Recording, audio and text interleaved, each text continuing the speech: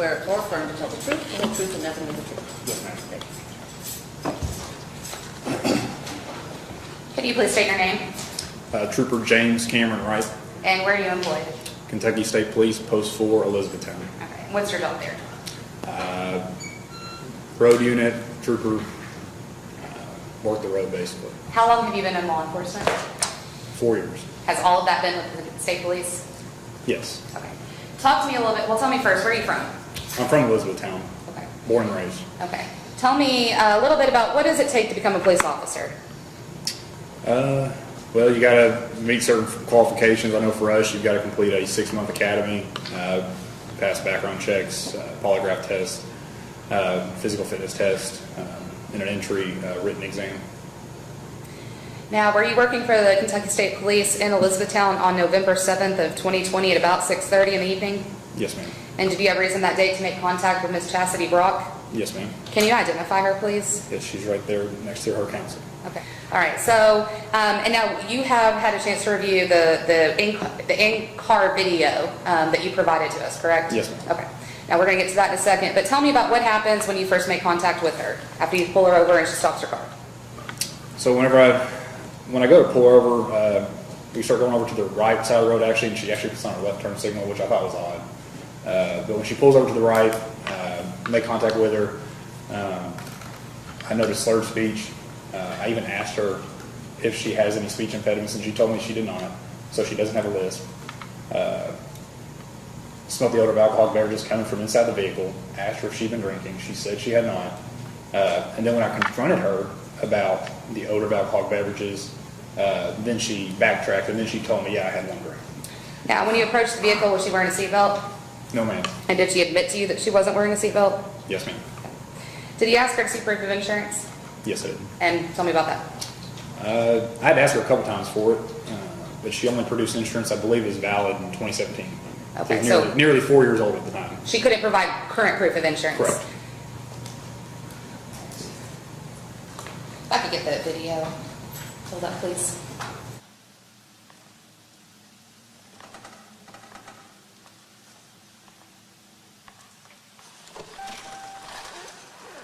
Be honest with me, okay, ma'am? Yes, sir. I'm going to ask you one more time. How much have you had to drink tonight? I had a drink on the way down here. Okay. Let me ask you another question. Yes, sir. Do you have any type of speech impediments, anything No, like that? no, sir, I don't. You're slurring the words very badly. Okay. Is it just one drink? Yes, sir. Okay. Judging off your slurred speech, or okay. Well, nervous. You didn't know anything about me while you were driving, and you're driving forward. Okay. I was on the phone. I was talking to my friend, the DUI thing. I'm sorry. Okay. You're also not wearing a seatbelt. You weren't Yes, wearing it. sir. You weren't wearing it when I came up. No, sir, I was not. Okay. Let me see your insurance, please. Okay. Is this the only insurance card in the vehicle? Yes, sir. Okay. It's nearly 4 years old. Well, 2017. I mean, I know it's insured. I mean, I don't know. okay, what can I do? Walk back to the front of my car. Yes, sir. Do you take medications? I do. What kind of medication do you take? I just take Wellbutrin. I take levothyroxine. I take, it's just for my thyroid. Okay. You have a pain medication? No, sir, I don't. Okay. You have narcotics? No, sir, I don't. You know what you do? Put your butt face in my car. Okay? Okay. You're going to put your feet together. Yes? Step over to your right. Just look right there, okay? You're going to place your feet together and keep your arms out to the side. Yes, sir. All right? Hold that position until I tell you to begin. Yes, sir. Okay? All you're going to do now is you're going to follow tip my finger and your eyes open. Yes, sir. Nothing else. Do you have any issues with your eyes? No, I don't. Still smell this odor of alcohol beverages coming off you. It's strong. Okay? Yes, sir. So you are going to be under arrest for DUI. You ever had a DUI before? About 20-something years ago. Okay. I need you to place your hands together like a friend. Okay? Nothing illegal on your person? No.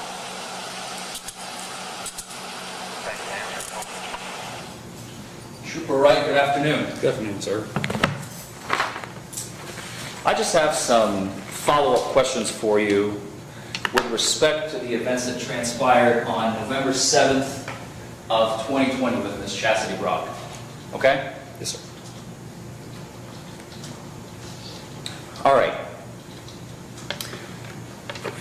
Now, first things first, I think one of my most burning questions about this whole interaction when I first got this case, this is 7.5, give or take, months since the start of the pandemic, correct? I'm not sure when it actually started, but probably, yeah. Around March, does that sound about right, of 2020? Right. And this is November Yes. of 2020. Yes, sir. Even the booking photo that was passed around that the jurors got to see of Ms. Brock that evening, even she has a mask kind of hanging off her neck, Right. right? You were not wearing a mask that night. Correct.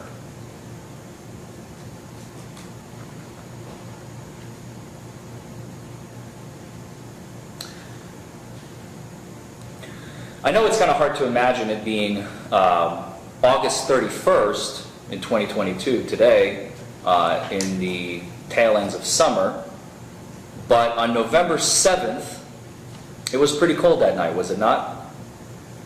I couldn't tell you the temperature. She was dressed warm, I was dressed in my winter uniform, so. You're saying that Ms. Brock was dressed warm? She was dressed as if it was warm. She was in shorts and a t-shirt. Dressed as if Kentucky it was weather, you warm. never know. Okay, I'm sorry, I misheard you. She was dressed She was dressed as if it was warm. warm. I was dressed in my winter uniform. You were dressed in your winter uniform? For policy, yes. Okay. Is that why the long sleeves? Right. Did you give her an opportunity to get a jacket or anything? There was a lot of discussion during your direct examination about standardized field sobriety testing, right? Yes.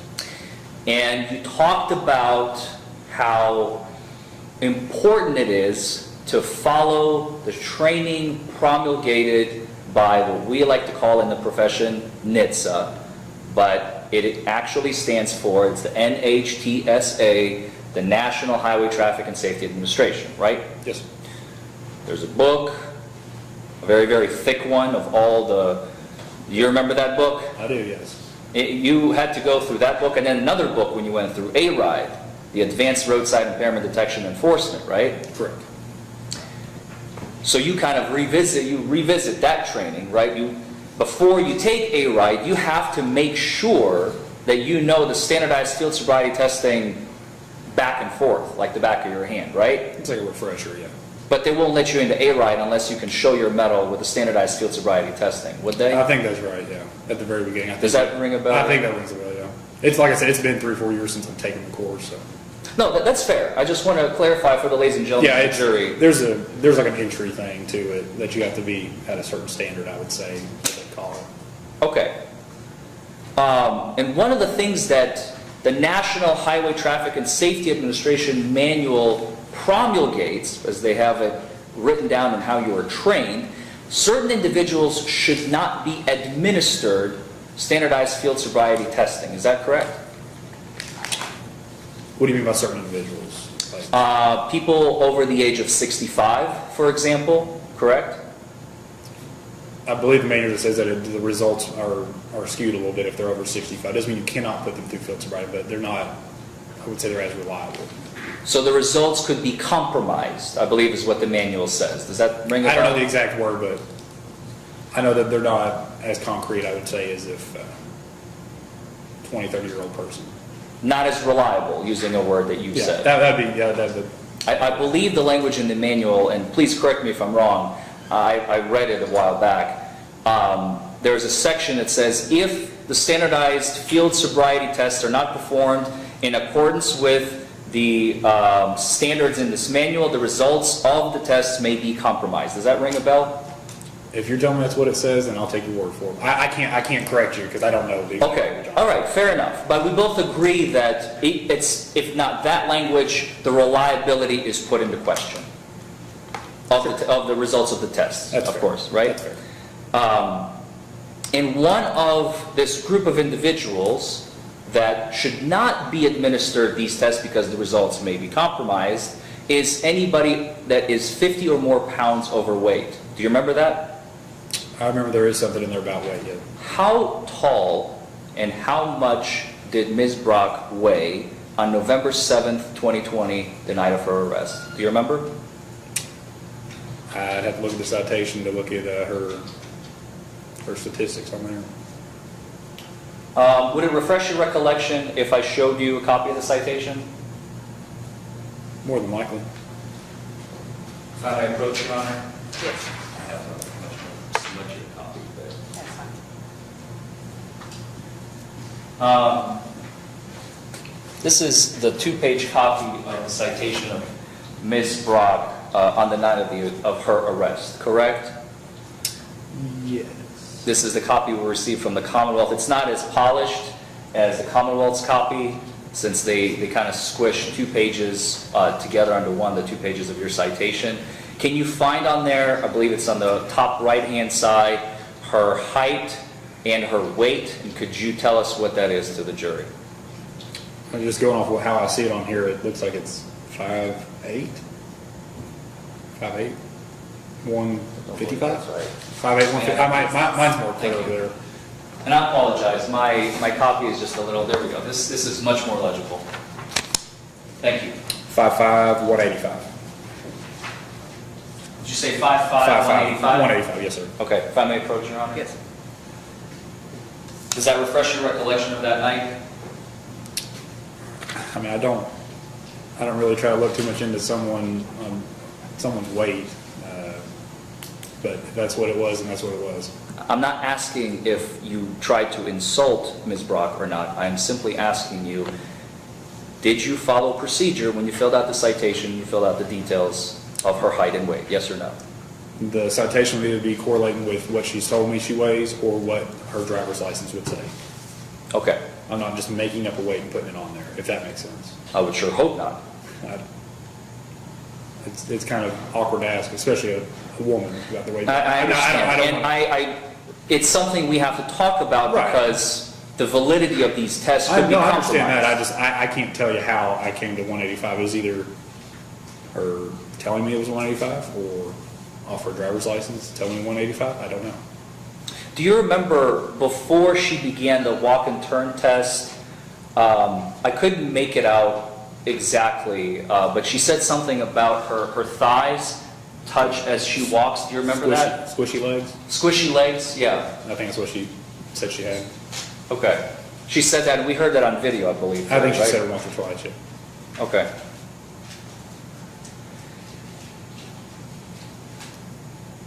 Now let's back up a little bit.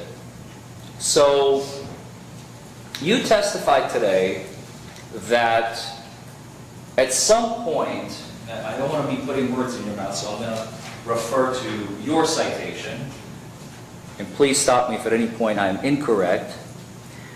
You said that you observed causing oncoming traffic. Dash camera was rolling from the moment he pulled onto that road. It captured the weaving. It captured the rumble strips. It captured the stop. But the one moment that makes Chastity Brock sound the most dangerous, the moment other drivers had to slam their brakes to avoid her, is nowhere on it. The camera was right there, and it saw nothing. When you asked Ms. Brock to exit her vehicle, okay, let's go back a little bit. After you stopped her, you asked her out of the vehicle, correct? Yes, sir. She got out of the vehicle with no issues whatsoever.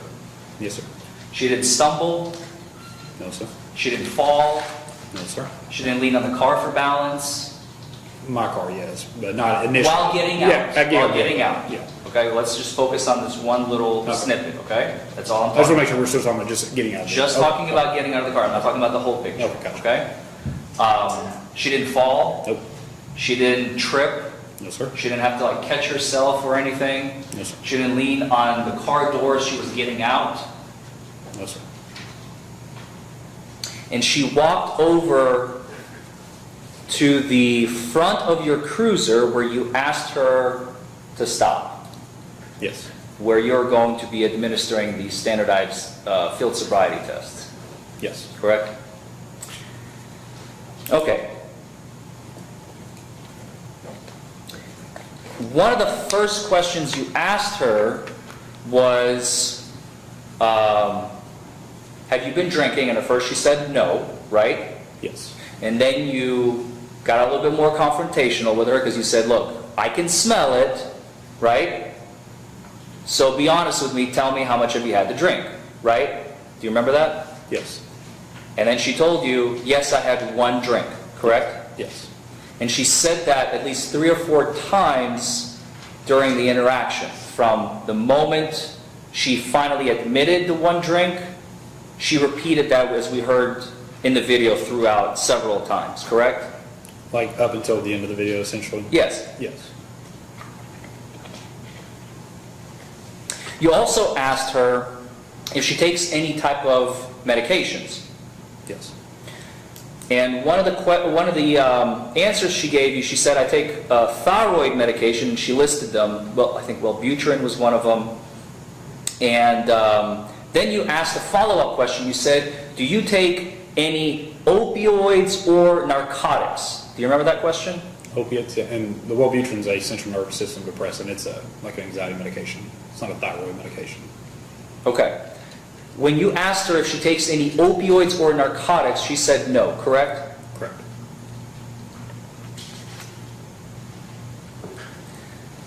After you administered the standardized field sobriety tests and she was placed under arrest, there is a moment where you ask her to give you the phone number of her aunt. Do you remember that? Yes.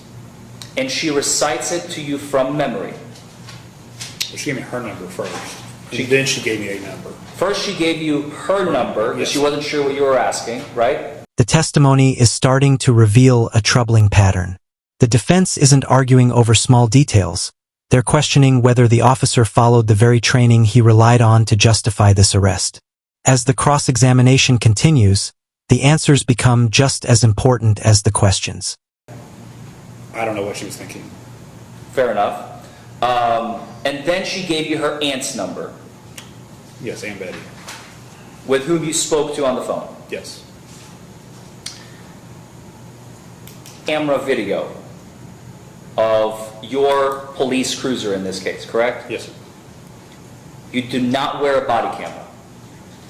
We do not have body cameras, so no, I do not. You did not wear a body camera that night. Kentucky State Police does not have body cameras. I have like an audio pack that goes on my belt, which is why you can hear me outside the car. But we have no dash cam or body cameras. Does that make sense? We have It a dash does. camera. I guess what I'm asking is, because I don't want you to speculate on the stand, because you know your testimony is under oath, right? Yes. And you can tell us with absolute 100% certainty of all, how many posts do we have in Kentucky? 12, 13? 16. 16, thank you. 16 posts. How many troopers is that? Do you know? Pretty understaffed. I would say around 700, 800 maybe. 700, 800 active Kentucky State Police troopers. At the moment, yeah. At the moment. I'd say about around 700. Well, road units, maybe less. What about in November of 2020, since I want to talk about the date of the incident? Objection to relevancy. Well, Your Honor, he has testified that Kentucky State Police troopers do not wear body cams. I just want to make sure if he's speculating or if he actually knows for a fact that every single of these 700, 800 troopers does not have a body camera, personally. I think that that still is irrelevant to, the question is, did he have one that day? And he's obviously has said he did not have one. But we have in-car video and that's it. I think that's answered the question appropriately. I think it is asked and answered. I think we can move on. I'll move on, Your Honor. Thank you. You said that you had your blue strobe lights going at the time that you administered the horizontal gaze nystagmus. Am I remembering that correctly? Yes, sir. Do you have a switch in your cruiser that would turn what happens if you flip that switch into the off position? Then my blue lights go off. You could have done that in this case and you did not do that, correct? Yes, but I'm not turning my blue lights off on the side of the road. That's not safe.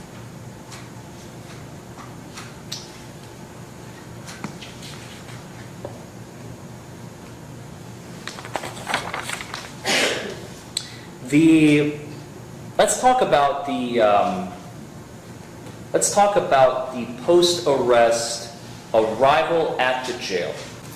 Since you testified that you did not have a body camera, and we have not received any video After this current video has stopped, I imagine that there is no video preservation of your interaction with the registered nurse, Courtney. I don't know if the jail has video. Okay. Were you present in the room when Ms. Brock's blood was drawn from her vein? With 100% certainty, I can't tell you if I was or not. I'm 99 times out of 100 I am. But in this case, I couldn't tell you with 100% certainty. No, so you don't remember? I don't recall, no. You don't recall whether or not you were present when Ms. Brock's blood was taken? Correct. Did you bring the blood kit to the jail nurse? Yes. Or did she have a kit of her own? No, we supply the blood kits. I keep them in the trunk, and that's just where I get them from my trunk, and I take them inside. And there are portions on this blood kit, since it's being used for official government purposes, right? And there are certain lines that you fill out. Does this look familiar, officer? Or, excuse me, trooper, right?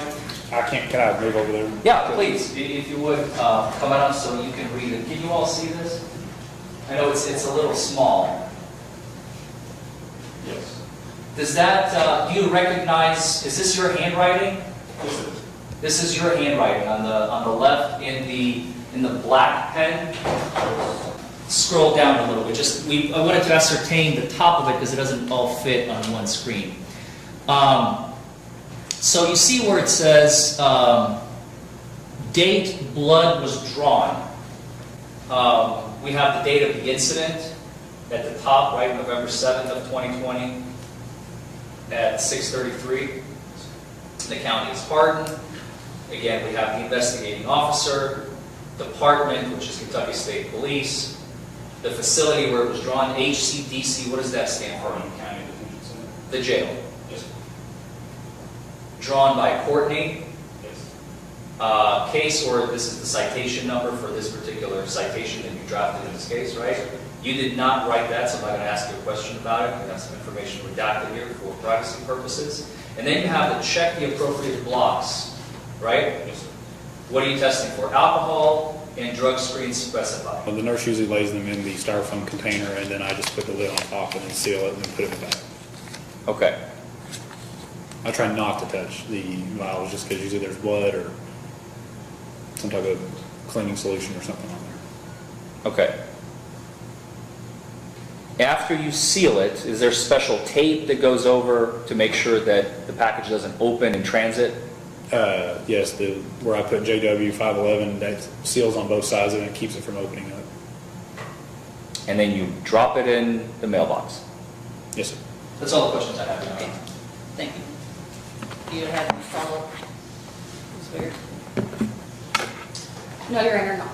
No, Your Honor, not at this time. Okay, sir, you may step down, and we are going to take a break. This case leaves behind serious questions about evidence, procedure, and the credibility of the officer whose testimony helped build the prosecution's case. When trust in the process is shaken, every detail matters. Thanks for watching, and we'll see you in the next courtroom breakdown.